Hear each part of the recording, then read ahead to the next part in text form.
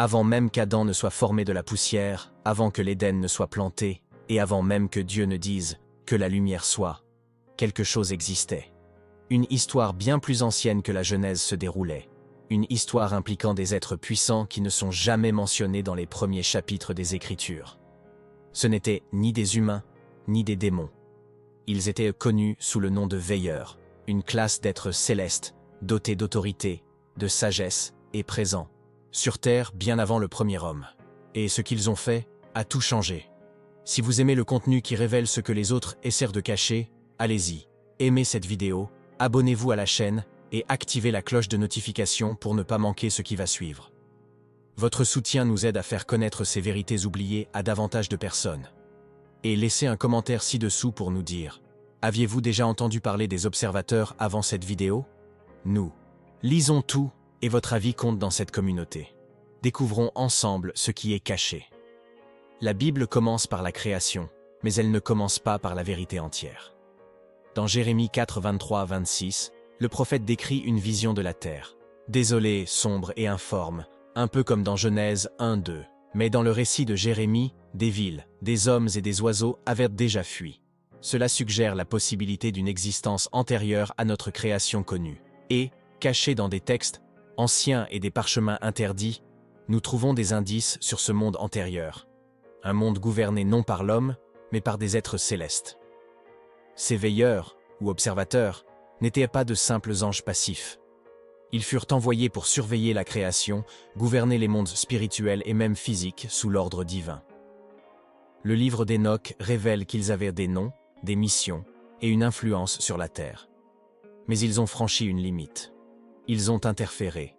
Ils ont révélé une connaissance destinée à rester au ciel. Et leur présence, une fois approuvée, est devenue une menace pour le plan divin. C'est pourquoi leur histoire a été enterrée, non seulement oubliée, mais délibérément effacée du récit de la Genèse. Mais quelques fragments ont survécu. Dans l'ombre des Écritures, des textes apocryphes et des traditions orales anciennes, des traces des veilleurs subsistent. C'étaient des êtres de lumière, de sagesse et d'immense pouvoir, mais aussi d'orgueil et de désobéissance. Et surtout, ils étaient là avant Adam. Ils régnaient, ils enseignaient et ils transformèrent la terre. Lorsqu'Adam ouvrit les yeux, il n'entrait pas dans une création toute nouvelle. Il pénétrait dans un monde déjà touché et corrompu. Le livre d'Enoch offre le récit le plus détaillé des veilleurs. Selon lui, ces êtres descendirent des royaumes célestes et prirent position sur la terre. Au départ, ils n'étaient pas mauvais, bien au contraire. Ils furent envoyés comme gardiens, chargés de veiller sur l'humanité et l'ordre naturel. Mais quelque chose changea. Fascinés par la beauté de la terre et tentés par ses possibilités, ils commencèrent à transgresser les limites fixées par Dieu. Et lorsqu'ils franchirent cette ligne, l'histoire se divisa en deux voies, l'une consignée dans les Écritures, l'autre passée sous silence. Les veilleurs ne se contentèrent pas d'observer. Ils agissaient. Ils révélèrent des connaissances interdites à l'humanité primitive, les secrets des cieux, de la terre, du pouvoir et de la création. Ils enseignèrent aux hommes comment manipuler le monde naturel, et certaines traditions prétendent même l'avoir altéré. Ce sont eux qui introduisirent le savoir du travail des métaux, des enchantements, de l'astrologie et de la sorcellerie, des dons qui n'étaient pas censés être offerts. Le résultat fut le chaos, un monde corrompu qui s'enfonça rapidement dans la méchanceté. Ce n'était pas seulement le serpent qui avait provoqué la chute. Quelque chose de plus sombre avait déjà commencé. Ce qui est encore plus troublant, c'est ce que ces êtres ont pu faire avant Adam. L'idée que la terre était véritablement informe et vide avant l'homme ne correspond pas à ce que certains prophètes et auteurs anciens ont décrit. On trouve des indices de structure, de civilisation et d'êtres ayant foulé la terre sous l'ordre divin. Les veilleurs ont peut-être régné sur un monde pré-adamique, une première tentative de création qui s'est soldée par un jugement. Si cela est vrai, Adam n'a pas hérité d'un monde parfait. Il a hérité d'un champ de bataille, un espace autrefois gouverné par des rebelles divins. Et l'Éden n'était pas le commencement, c'était un recommencement. Cela soulève une question cruciale. Pourquoi Dieu permettrait-il à de tels êtres de gouverner la terre? La réponse réside dans la nature même de la gouvernance divine. Tout comme Dieu permet aux rois de gouverner les nations, il a autrefois permis aux êtres célestes de gouverner les royaumes. Les veilleurs étaient chargés de prendre soin de la terre, et non de la corrompre. Leur chute ne fut pas instantanée. Elle fut progressive, née de la fascination, puis du désir, et enfin de la rébellion. Ils ne voyaient pas la terre comme une intendance, mais comme une opportunité. Ce faisant, ils semèrent les graines de la destruction bien avant la chute d'Adam. Lorsque l'on examine des textes anciens hors du canon traditionnel, un modèle se dessine. Les veilleurs sont présentés non seulement comme des rebelles, mais aussi comme des rois. Dans certains écrits mésopotamiens et sémitiques primitifs, on trouve des récits d'êtres divins ayant régné avant l'avènement de l'humanité. Ils étaient décrits comme radieux, terrifiants et sages. Ils commandaient aux forces de la nature, façonnaient la terre et jugeaient depuis des trônes célestes. Il ne s'agissait peut-être pas de simples mythes. Il pourrait s'agir de souvenirs fragmentés des veilleurs, vestiges d'une époque où les anges, et non les hommes, régnaient sur la terre. Il est possible que Dieu ait permis cette gouvernance comme une épreuve, une période probatoire dans l'histoire cosmique. La terre n'était pas seulement un lieu de beauté, mais aussi un lieu d'autorité. Les veilleurs, à leur apogée, se virent confier les secrets divins et la protection de ce qui deviendrait plus tard le domaine de l'humanité. Mais leur rébellion provoqua un bouleversement cosmique. Ils ne se contentèrent pas de chuter spirituellement. Ils déformèrent la structure même de la création. Leur règne s'effondra, et le monde qui les entourait avec lui. Les ténèbres recouvrirent la terre, et lorsque la lumière revint, il fut temps pour l'homme d'y entrer. La chute des veilleurs n'a pas seulement entraîné un châtiment, elle a entraîné leur effacement. Leurs noms ont été rayés des annales sacrées. Leurs actes ont été enfouis dans le silence. Seuls des livres comme Enoch, les Jubilés et des fragments des manuscrits de la mer morte permettent de retrouver des traces de leur identité et de leurs actions. Ce n'est pas un hasard si ces livres ont été tenus à l'écart de la plupart des canons bibliques. Ils en ont révélé trop. Ils ont suggéré une version de l'histoire qui perturbe la simplicité de la Genèse. Et, pire encore, ils ont révélé qu'Adam n'était pas le premier souverain de la terre. Imaginez-vous ouvrir les yeux dans un jardin, vous y croire au paradis, et apprendre que d'autres ont foulé ce territoire avant vous. D'autres qui sont tombés. D'autres qui ont régné. Adam a peut-être été créé pur, mais le monde dont il a hérité portait des cicatrices. Le sol avait connu la rébellion. Les cieux avaient entendu des chants interdits. Et le serpent n'était pas le seul vestige du passé. Les veilleurs ont laissé derrière eux des échos, des idées, des énergies, peut-être même des lignées. Et ceux-ci hanteraient l'humanité pour les générations à venir, cachés à la vue de tous. Selon le livre d'Enoch, les veilleurs descendirent sur terre au mont Hermon, un lieu riche en symbolisme spirituel tout au long de la Bible. Ils conclurent un pacte, non pas avec Dieu, mais entre eux. Ils choisirent d'abandonner leur fonction divine et d'interagir avec le monde physique d'une manière qui leur était interdite. Leur plus grande transgression ne fut pas seulement de révéler leur savoir, mais aussi de procréer avec des femmes humaines, les Néphilim. Ces géants étaient non seulement imposants physiquement, mais aussi spirituellement corrompus. Ils devinrent les symboles vivants de ce qui arrive lorsque le pouvoir céleste est détourné. Cette union entre les veilleurs et les humains marqua une seconde chute, encore plus dévastatrice que la rébellion d'Éden. Si la chute d'Adam a introduit le péché dans l'humanité, les veilleurs ont apporté la contamination spirituelle. Ils ont pollué la terre avec des connaissances contre nature, des hybrides et une domination orgueilleuse. Certains rabbins de l'Antiquité croyaient que c'était la véritable raison du déluge. Non seulement la méchanceté humaine, mais la souillure de la création par des êtres qui n'auraient jamais dû la toucher. Le déluge ne fut donc pas seulement une purification, mais une réinitialisation, un effacement de ce qui avait précédé. Mais tout n'a pas été effacé. Certains enseignements ont subsisté. Certaines lignées, peut-être. Certaines traditions, remontant à ce que les veilleurs ont révélé, persistant encore dans les cultures anciennes. Des idées sur les étoiles, la géométrie sacrée, les enchantements et les rituels étranges. Dans certaines civilisations, ces êtres étaient même vénérés comme des dieux. Et lorsque nous lisons l'histoire des idoles et du feu étrange dans l'Ancien Testament, nous voyons peut-être les ombres des systèmes de culte influencés par les veilleurs. Bien que condamnés, leur influence n'a jamais complètement disparu. Le plus troublant est l'idée que ces êtres n'ont pas seulement influencé le passé, mais qu'ils puissent revenir.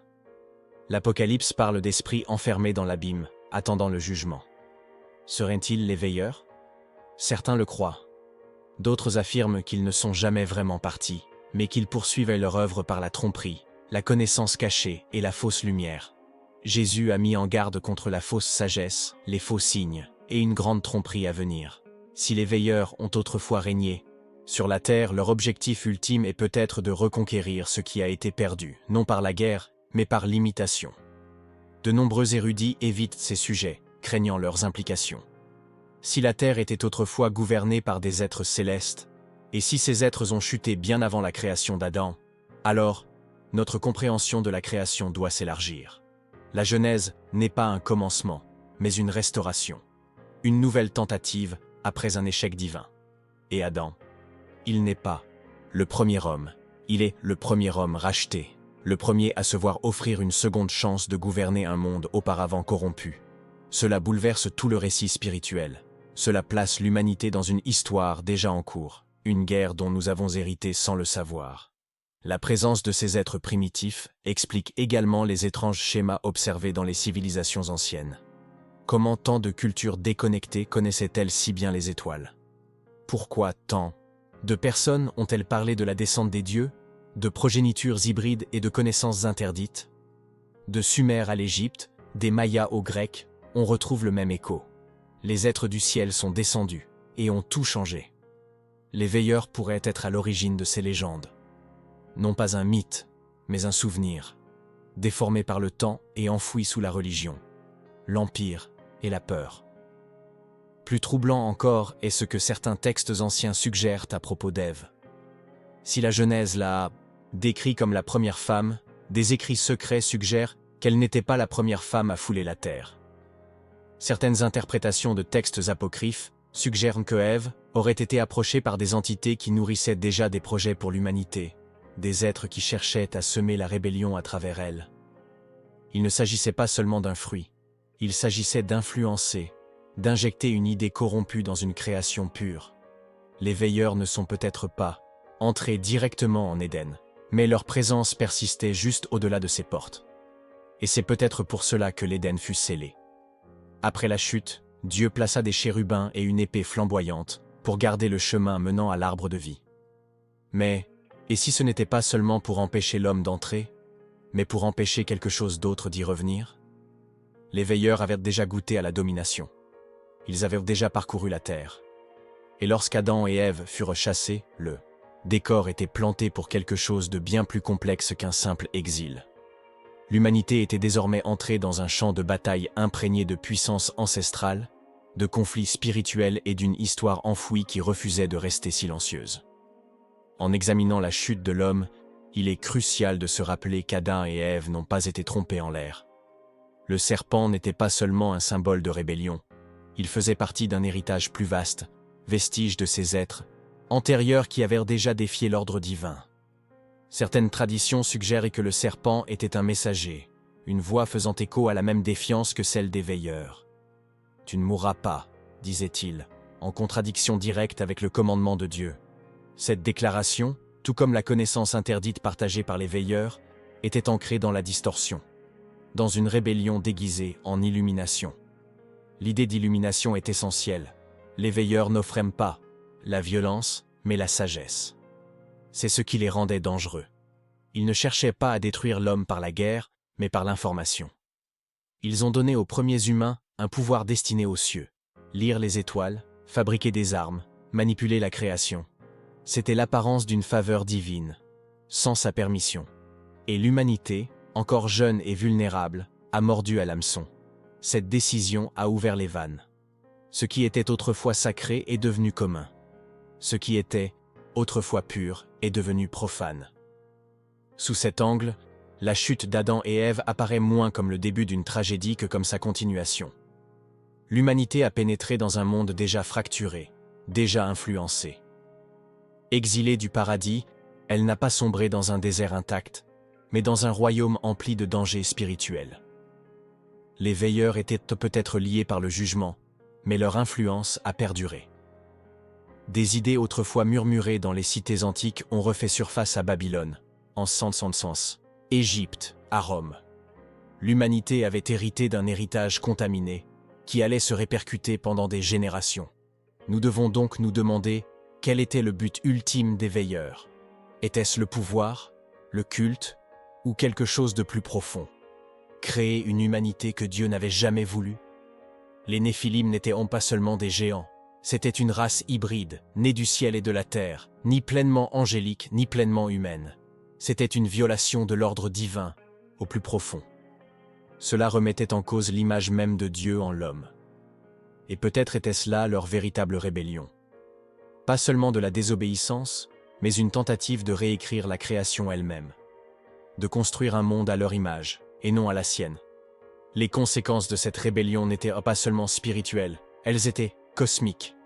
Les veilleurs avaient corrompu l'harmonie entre le ciel et la terre. Ce que Dieu avait voulu être le reflet de son ordre devint un miroir déformé. C'est pourquoi le déluge ne fut pas seulement un châtiment, mais une réinitialisation. Dieu devait purifier la terre, non seulement de la méchanceté humaine, mais aussi d'une souillure plus profonde. Une infection spirituelle qui avait pris racine dans des unions interdites et des connaissances cachées. La destruction de cette génération n'était pas une cruauté, c'était une intervention chirurgicale, une incision nécessaire pour empêcher une décadence plus profonde. Mais même, après le retrait des eaux, les échos persistaient. Les descendants de Noé continuèrent de tomber sur des vestiges de l'enseignement des veilleurs. Des légendes d'êtres puissants, de rois divins et de géants antiques continuèrent de résonner à travers le temps. Et à mesure que l'humanité se reconstruisait, ces mêmes tentations refont surface, la connaissance promettant le pouvoir, la sagesse promettant le contrôle. C'est pourquoi Dieu mit plus tard Israël en garde avec tant de véhémence contre les pratiques des nations, sorcellerie, astrologie, idolâtrie.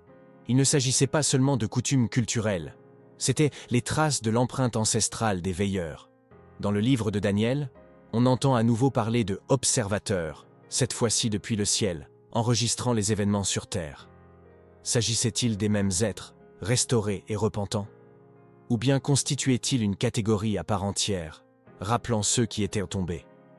La Bible en dit juste assez, pour susciter des questions, mais sans apporter de réponse complète.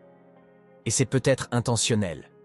La vérité était peut-être trop dangereuse pour les premiers lecteurs. Mais aujourd'hui, avec l'essor des parchemins cachés et des textes redécouverts, nous commençons à entrevoir les contours d'une histoire bien plus ancienne et bien plus sombre que nous ne l'avions jamais imaginée. Si les veilleurs régnaient sur la terre avant Adam, l'humanité n'a jamais été destinée à marcher à l'aveuglette. Nous avons toujours été impliqués dans une guerre plus vaste, un conflit spirituel qui a débuté bien avant l'Éden et qui fait encore rage aujourd'hui. Et à mesure que nous approchons de la fin des temps, les stratégies des veilleurs pourraient réapparaître sous de nouvelles formes. Non pas par des géants, mais par l'influence. Non pas par une rébellion visible, mais par des idées subtiles, des idées qui remettent en question Dieu, glorifient la connaissance et offrent le pouvoir, sans obéissance. Les mêmes tactiques, la même tromperie. Juste une nouvelle génération à tromper. La société moderne, bien qu'enrobée de science et de raison, reflète étrangement le monde antique. Nous glorifions un savoir sans limite. Nous célébrons l'autodéification, l'idée que l'homme peut devenir divin grâce à la technologie, à l'intellect et au contrôle de la nature. Ces idées ne sont pas nouvelles. Ce sont les mêmes graines semées par les observateurs il y a bien longtemps. Les Seisotro-Maïs, obsession actuelle pour le transhumanisme, l'intelligence artificielle et la manipulation génétique, font écho à cet objectif ancestral. Transformer l'humanité en quelque chose d'autre que ce que Dieu a créé. Et une fois de plus, nous appelons cela le progrès. Dans ce contexte, les anciens avertissements des prophètes prennent un sens nouveau. Lorsque Jésus évoquait le retour de Noé avant la fin, il ne faisait pas seulement référence à la violence ou à la corruption. Il faisait référence à un monde influencé par les mêmes forces spirituelles, un monde où les limites divines sont transgressées et où l'homme embrasse la connaissance interdite. Les veilleurs sont peut-être silencieux de nom, mais leur héritage perdure. Ils ne sont pas seulement une histoire d'Enoch. Ils sont les architectes d'un cycle, un cycle que l'humanité ne cesse de répéter, aveuglée par sa propre soif de pouvoir. Pourtant, malgré leur influence, les veilleurs n'eurent jamais le dernier mot. Leur règne fut temporaire. Leur rébellion, jugée. Et si leur connaissance en séduisit plus d'un, elle ne put jamais égaler la sagesse de Dieu. Les Écritures nous montrent que la véritable révélation ne vient pas de l'ambition, mais de l'abandon. Non pas de l'orgueil, mais de l'obéissance. C'est ce qu'Adam n'a pas compris. Et c'est ce que les veilleurs exploitèrent. Mais Dieu, même dans le jugement, prépare toujours une voie de rédemption. Le déluge a effacé le passé, mais la croix restaurera l'avenir. Alors, que nous sommes aux portes de cette histoire oubliée, nous devons nous demander, que savons-nous vraiment du commencement? Et que nous a-t-on appris à ignorer? Les veilleurs régnaient avant Adam. Ils ont façonné la terre avant l'Éden.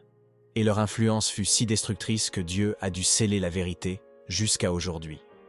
Cette connaissance a été interdite non pas pour nous punir, mais pour nous protéger. Car la vérité implique une responsabilité. Et ceux qui comprennent ce qui s'est réellement passé avant la Genèse doivent aussi comprendre ce qui va suivre. La connaissance apportée par les veilleurs était puissante, mais elle était sans but. Elle n'avait aucun fondement dans la sainteté, aucune direction de la droiture. C'est ce qui la rendait dangereuse. La connaissance seule ne sauve pas, elle divise. Elle corrompt lorsqu'elle est séparée de la volonté du Créateur. Les veilleurs le savaient.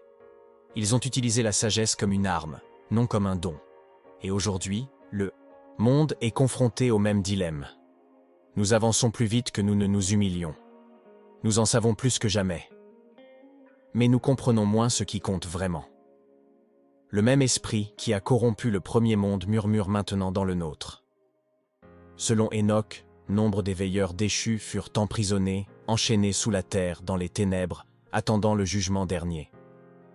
Mais ce qu'ils avaient commencé ne s'éteignit pas avec eux. L'humanité devint le vecteur de leur influence.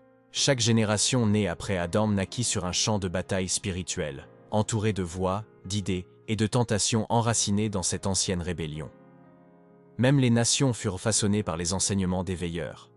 Et lorsque nous voyons de grands empires s'élever et s'effondrer, avec des dieux de pierre et de sang, nous ne voyons pas seulement de la politique.